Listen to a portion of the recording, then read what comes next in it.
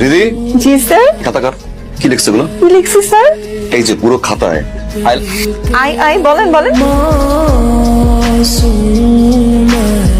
আমি চেয়ারম্যান, তিনবারের চেয়ারম্যান।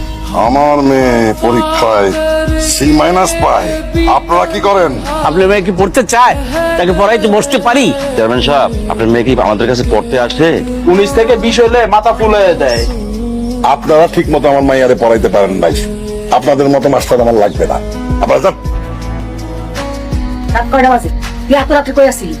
8টা বাজে। 8টা বাজে তোর কাছে রাত মনে হইলো না? 8টা খুব বেশি রাত মা।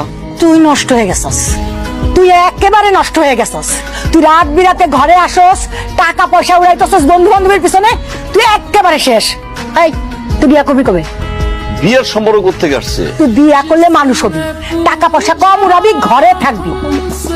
আমার পক্ষে বিয়ে করা সম্ভব না।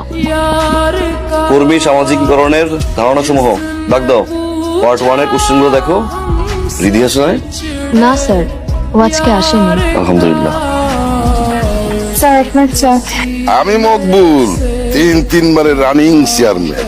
আমার মেয়েরে মশা কামড়াবে, আমার মেয়ের গায়ে মাছি বসবে, এটা কিছু হইলো?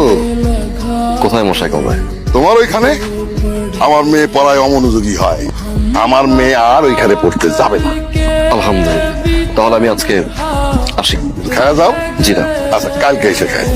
কালকে আসবো কোথায়? আমার বাড়িতে। আমার মেয়েরে পড়াইতে হবে না? ঠিক রাত 8টায়। স্যার আপনি আমার দিকে তাকা থাকবেন না, আমি জানি আমি অনেক সুন্দর, আর এখনো যদি এভাবে আমার দিকে তাকা থাকেন তাহলে বিয়ের পরে কি দেখবেন?